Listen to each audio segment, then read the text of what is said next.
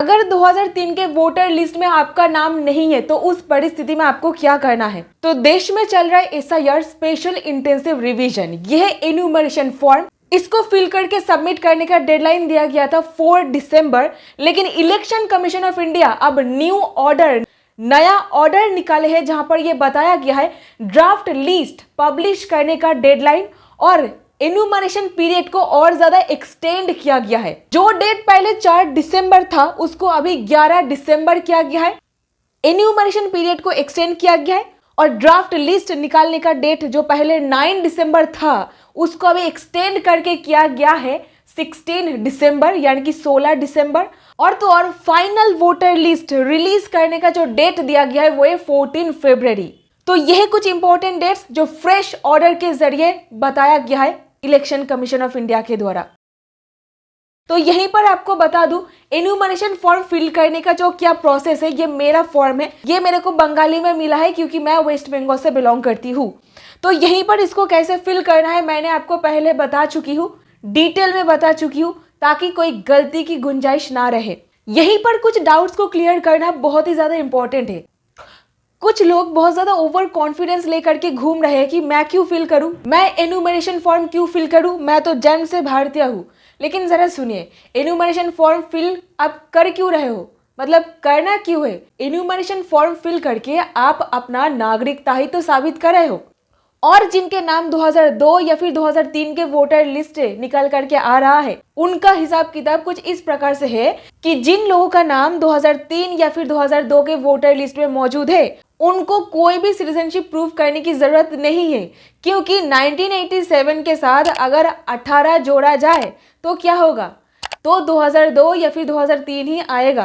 तो इसके हिसाब से उनको ऑटोमेटिक इंडियन सिटीजन, इंडिया का नागरिक माना जा रहा है। तो यहीं पर इसीलिए बोला जा रहा है कि 2002 के लिस्ट में या फिर 3 के लिस्ट में अगर आपके परिवार के ये 4 रिलेशन में से कोई भी मेंबर का नाम मौजूद है तो फिर आप उनके रेफरेंस में, अगर आपका नाम 2002 में मौजूद नहीं है तो आप अपना ये राइट वाला कॉलम फिल कर सकते हो।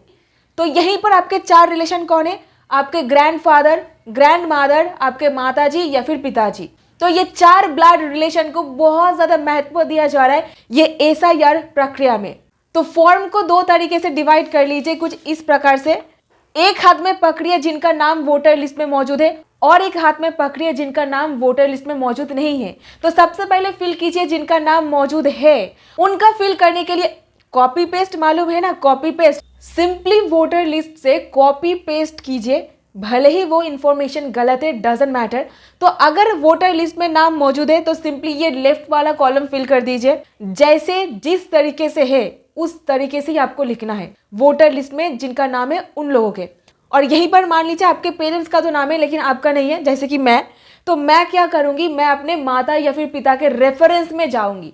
उनको दोबारा से अपना नागरिकता प्रूफ करने के लिए कुछ भी नहीं करना है। वोटर लिस्ट में नाम होने से वो ऑटोमेटिक इंडिया के नागरिक बन चुके हैं, क्योंकि वोटर लिस्ट में नाम है मतलब ये एक प्रोबेटिव वैल्यू, ये एक एविडेंशियरी वैल्यू होल्ड कर रहा है अपने आप में ही कि ये इंसान इंडिया का सिटीजन है। उनका जो इंफॉर्मेशन वोटर लिस्ट में दिया गया है उसके बेसिस पर मैं अपना फिल कर दूंगी, ठीक है। पर वोटर लिस्ट आपको कैसे डाउनलोड करना है, इस पर्टिकुलर लिंक पे जा करके, ये ऑफिशियल लिंक डिस्क्रिप्शन बॉक्स पर मौजूद है। और यहीं पर 3rd कैटेगरी के लोग जिनका ना फादर, ना मदर, ना ग्रैंडफादर, ना ग्रैंडमदर और अपना नाम तो वोटर लिस्ट में है ही नहीं, तो उस पर्टिकुलर परिस्थिति में ये ऊपर वाला कॉलम फिल करके आपके पास जो करंट आईडीज मौजूद है उसका इंफॉर्मेशन फिल करके छोड़ दीजिए, फिर ईआरओ आपसे कॉन्टैक्ट करेंगे, ठीक है। आपको सुनवाई का मौका दिया जाएगा, घबराने की जरूरत नहीं है। उस परिस्थिति में जाकर ही आपको ये 13 डॉक्यूमेंट में से कोई भी एक सबमिट करना है। कोई भी एक दोगे तो चलेगा, लेकिन आधार कार्ड, अगर Aadhaar card, voter card, driving licence, ये सब सहायक यानी कि सपोर्टिव डॉक्यूमेंट्स है, लेकिन इसी के साथ ही साथ ये 11 दस्तावेजों में से कोई एक सबमिट करोगे तो आपका नागरिकता प्रूफ हो जाएगी। और यहीं पर मान लीजिए ये डॉक्यूमेंट में से एक भी आपके पास नहीं है तो मतलब क्या, आप तो फिर डेफिनेटली इंडिया के नागरिक नहीं हो भाई। और यहीं पर आप बोलोगे क्या बात कर रहे हो, आप तो गलत बोल रहे हो। मान लीजिए किसी का डॉक्यूमेंट्स मिसप्लेस हो गया है या फिर खो गया है तो वो फिर क्या करे, बहुत सारे करने के लिए ऑप्शंस है आपके पास। अगर आप जानना चाहते हो कि जिन लोगों के पास डॉक्यूमेंट नहीं है या फिर खो गया है उनको क्या करना है तो कमेंट करके बताइए, मैं डिटेल में बताऊंगी उसका प्रोसेस। यहीं पर चलिए जानते हैं क्या है फॉर्म 6, फॉर्म 7 एंड फॉर्म 8 जो बहुत ज्यादा चर्चे में है। फॉर्म 6 बेसिकली जो लोग न्यू वोटर्स है उनको वोटर लिस्ट में इनकॉर्पोरेट करने के लिए, यानी कि न्यू वोटर्स के नाम वोटर लिस्ट में डालने के लिए इस्तेमाल किया जाता है। 18 साल कंप्लीट कर चुके हैं यानी कि न्यू वोटर बन चुके हैं। और वहीं पर फॉर्म 7 को इस्तेमाल किया जाता है डेड वोटर का नाम बाहर निकालने के लिए, या फिर फॉर्म 7 को आप इस्तेमाल करके आप ऑब्जेक्शन भी कर सकते हो कोई इंसान का नाम वोटर लिस्ट में डालने से। और फॉर्म 8 को इस्तेमाल किया जाता है वोटर लिस्ट में मौजूदा गलतियों को सुधारने के लिए। फॉर्म 8 को इस्तेमाल किया जाता है, रेक्टिफाई किया जाता है इन एक्यूरेसीज को, जैसे कि आपका नाम का जो स्पेलिंग है वो गलत है, आपका उम्र गलत है, या फिर आपका एड्रेस गलत डाला गया है, तो वहां पर आप फॉर्म 8 इस्तेमाल करते हो। और तो और फॉर्म 8 को इस्तेमाल करके आप अपना डेट ऑफ बर्थ, जेंडर, कोई भी रिलेटिव या फिर फोटो को भी करेक्ट कर सकते हो। यह पर्टिकुलर एप्लीकेशन एड्रेस करता है ERO को, यानी कि इलेक्टोरल रजिस्ट्रेशन ऑफिसर को, आपके कॉन्स्टिट्यूएंसी के ERO को। और यहीं पर फॉर्म 8A को क्यों इस्तेमाल किया जाता है मालूम है? फॉर्म 8A को इस्तेमाल किया जाता है न्यू प्लेस में जब अगर शिफ्टिंग वगैरह कर रहे हो, रेजिडेंस शिफ्ट कर रहे हो, लेकिन ये शिफ्टिंग सेम कॉन्स्टिट्यूएंसी के अंदर ही होना चाहिए।